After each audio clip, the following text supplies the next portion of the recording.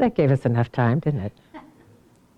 And I want to remind everyone here that can't see what the live streamers can see or on the video, that there is a video to that song that Dr. Jamie put together a while back. It's beautiful. She listened to the song and she chose just visuals that went with words, and so be sure to check that out. Just,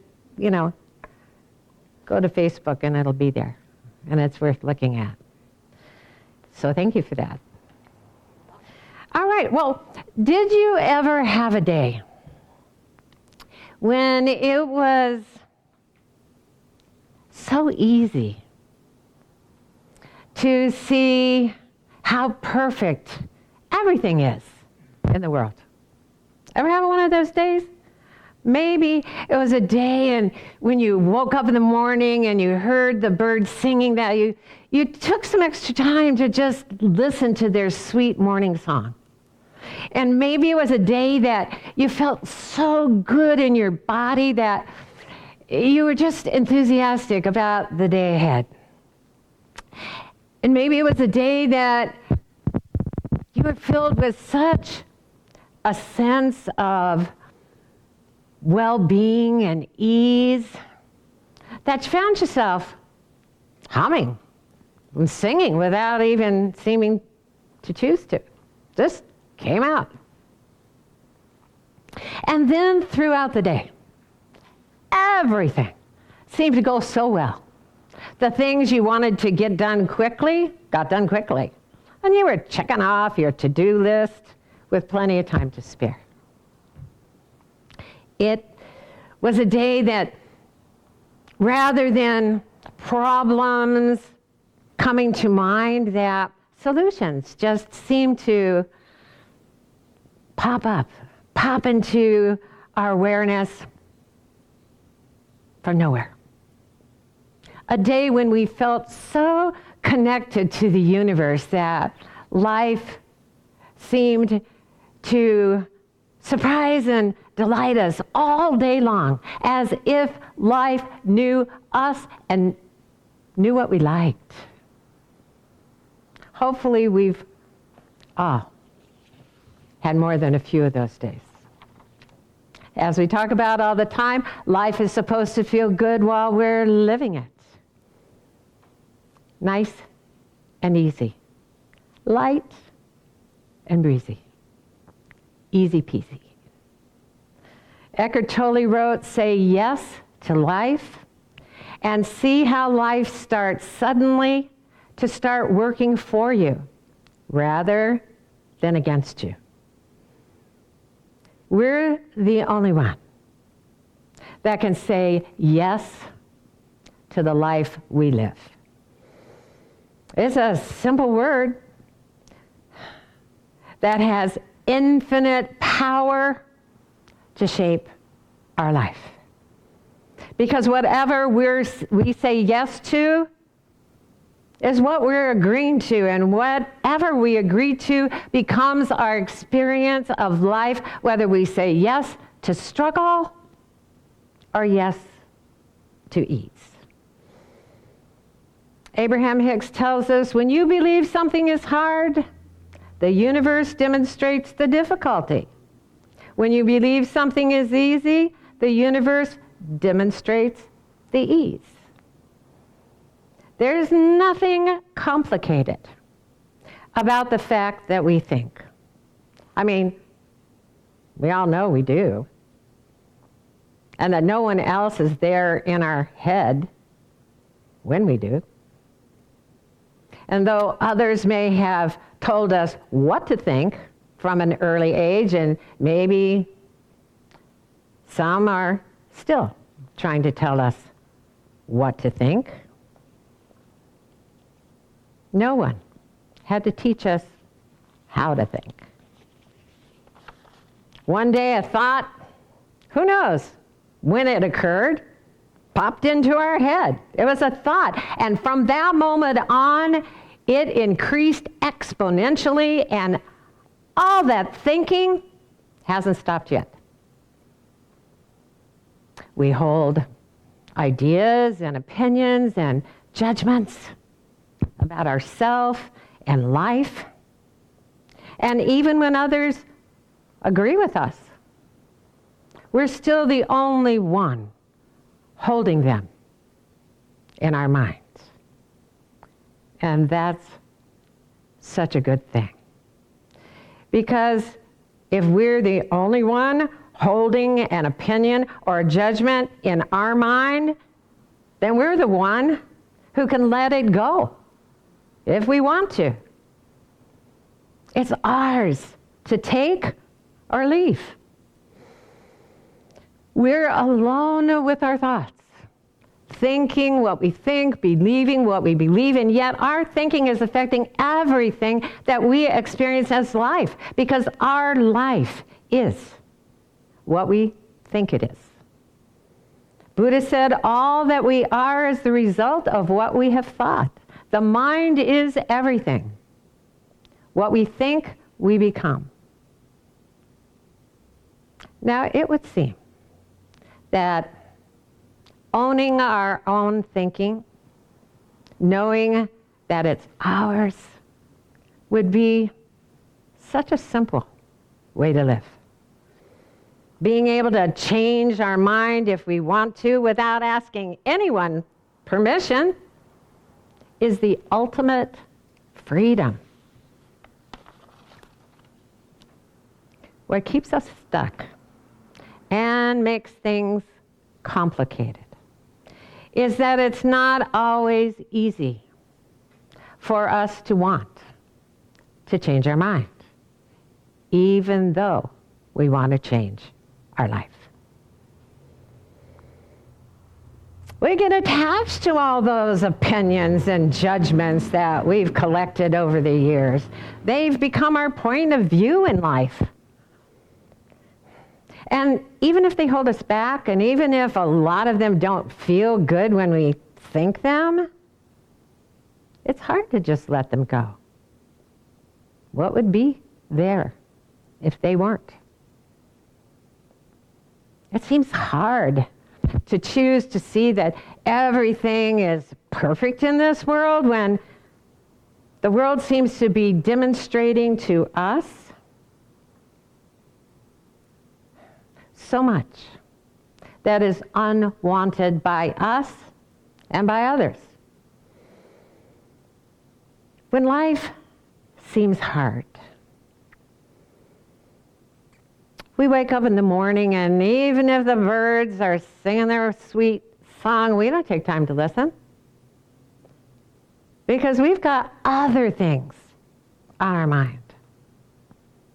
Worries about our health, or our family, or our finances, or the country, or the world. We got stuff to think about. You know, started early and we're still doing it. So rather than humming or singing as we're walking along, we feel like groaning and may even feel like swearing under our breath. When life seems hard, we often feel uncomfortable in our body. We don't seem to have the mental, emotional, or physical energy to be enthusiastic about life, and everything seems to take effort. When life seems hard, rather than everything seeming to go so well, things we want to get done seem to take even longer. Rather than solutions coming to mind, problems seem to pop into our awareness from nowhere. So, how do we change our minds and live a life that is easy peasy when the universe is demonstrating our belief that life is hard? We know. Even if we don't want to hear it, we know that the answer is nothing will change for us until we change our minds. And we can't change our mind until we first own the thinking as ours. And we may not want to do that until we truly realize and accept how powerful our thinking must be. If what we're thinking about life and how we're feeling about life is causing the whole universe to demonstrate for us our thinking in all the forms and conditions and expressions and experiences that we call life, we have to admit that having the attention of the source energy that creates worlds gives us awesome power, because that attention never goes away. And once we admit that it's there, once we fully accept that no matter what our life looks like right now, we did it. It's our creation, ours alone. Nobody made us do it. We attracted it with the awesome power of our own thinking. We'll want to change at least some of our thinking and make improvements to how we feel and what we attract. When our thoughts feel good to think, and we accept that good feeling thoughts have got to create good feeling, good looking, happy experiences in our life, we're happy to raise our vibration, let all the heaviness go, and change our life. But we have to know that's true. And all that we need to do is be happy. And we need nothing to be happy but a choice. Abraham Hicks tells us the universe does not know whether the vibration that you're offering is because of something you're observing, or something you're remembering, or something that you are imagining. It just receives the vibration and answers it with things that match it. No words required. We can change the moment, no matter how hard life may seem.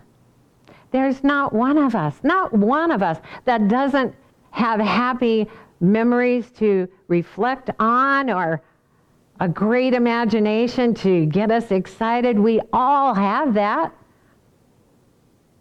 And so in that way, we can change the day, and we can change our whole life by simply choosing to focus only on how we want to feel, and let the universe answer with things that match it. Easy peasy. Confucius said way back in the 6th century BC, life is really simple, but we insist on making it complicated. Now you might be thinking, life was simple way back then in the days of Confucius. It's a lot more complicated, and it's hard nowadays. And in many ways, life was more simple back then. There weren't all the complicated gadgets that we think we have to have and then we can't figure out how to use. There was no internet that was constantly changing its algorithms so that if we don't update, well, we were perfectly satisfied with the way it is. We can't operate whatever it is. And yet, if we update, whatever it is doesn't work as well as before the update. It can be frustrating if we let it. To live in what seems to be a complex world that's changing all the time, and often not for the better. It can seem hard to keep up with anyone 20 or under because they've all mastered the internet, and not always for the better. For example, my big sister, who happily refers to herself as a senior citizen, amazes me at how much she knows about the internet, how much she's figured out about how things go. And if you were to ask her, she would say she could go toe-to-toe with any 20-year-old. And she's pretty sure that she won't be one of those senior citizens that falls for the scams, that are designed specifically for senior citizens. I mean, if something pops up in her email that is out of the ordinary, that doesn't look familiar from her bank or credit cards or anywhere else that she frequents online, she knows it's a scam, and she ignores it. And because she lives in rural, way rural, out in the boondocks in Missouri, she shops a lot online, and especially on Amazon, for all sorts of things, but in particular, things for her great-grandchildren. In case there's a problem with any of her orders, Amazon is on her speed dial. And she's called them so often that I'm pretty sure my sister is on their speed dial. So about a week ago, she received an email that appeared to be from Amazon. And it was saying that they needed her permission, her okay, for a new iPad that had been ordered. She thought, scam. I didn't order a new iPad. So she ignored it. But then it popped up again and again, and it just didn't feel right to her to keep ignoring it. And she trusted that feeling, and so she called Amazon, good buddies that they are, to see what's up. Together, they traced the attempted purchase of that iPad, not to a 20-year-old with a bad attitude, but to her adorable 5-year-old great-granddaughter, Caroline, who apparently is way more computer savvy than anyone suspected, but not as wily in her ways as her great-grandmother, who remains confident that she can go toe-to-toe with any 5-year-old. If we believe the world is out to scam us because it's more advanced than we are, life is hard. But if we believe that no matter how quickly the world is changing for better or worse, that we'll always know whatever we need to know when we need to know it, life is easy peasy. Though the world has changed in so many ways over time, in some ways it hasn't changed at all since the days of Confucius. He lived in a chaotic and violent time in China, and all he wanted was for peace and harmony to be restored. It was the very same peace and harmony that he wanted way back then, that is available to all of us now. Peace and harmony haven't changed. Peace and harmony are unchangeable. And even though there was no social media back then capturing every conflicting, divisive word that's written or spoken, contrast between peace and conflict, harmony and discord, ease and struggle have always been present for us to choose between.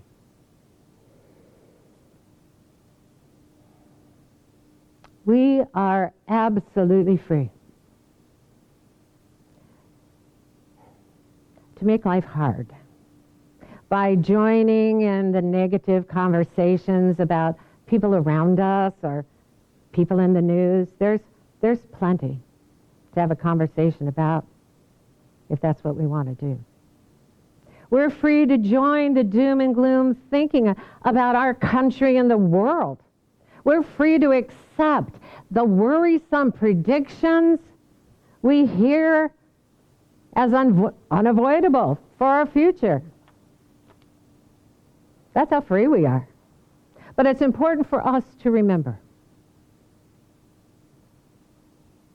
our thinking is awesomely powerful. Every bit of it. And when we believe something is hard, the universe will demonstrate its difficulty. It's not always easy to stay positive in a world that seems to fixate on and even celebrate the negative. But it's necessary. Abraham Hicks tells us one who is aligned with the pure positive energy stream of source is more powerful than a million who are not. Our freedom to choose is really simple. I mean, if a negative thought crosses our mind, that doesn't feel good when we think it, doesn't feel good when we hear it. Even though we're free to continue to hang out with it, talk about it, let it bother us, we're also free to just let it go on its way. Doesn't have to stay. As long as we don't give our powerful energy to it.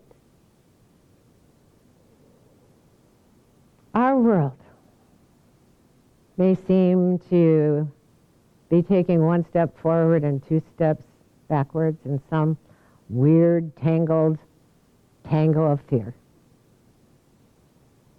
But we can choose. We get to choose. Each of us gets to choose, and no one can stop us from dancing to the rhythm of a different drummer. The love that beats at the heart of this universe.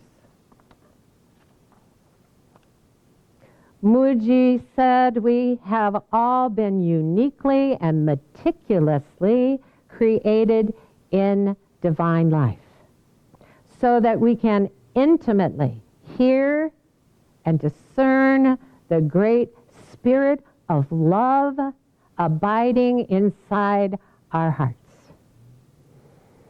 Living with a life vibration that is light and easy isn't being lazy or uninformed. It's being aware of the awesome power of our thoughts and choosing each one. And it's about choosing to align our minds with the great spirit of love abiding inside our heart so that love inspires every thought. We don't have to work to be worthy of a good life. We don't have to struggle to earn a good life. It's already ours as the gift of the love that abides in our heart and loves us right now just as we are. No change is needed. When we trust love to take care of us and to take care of the world, no matter how it appears to be, all stress and anxiety and struggle dissolves. And our heart beats nice and easy. In fact, when we choose love, our life in this world becomes easy peasy. Namaste.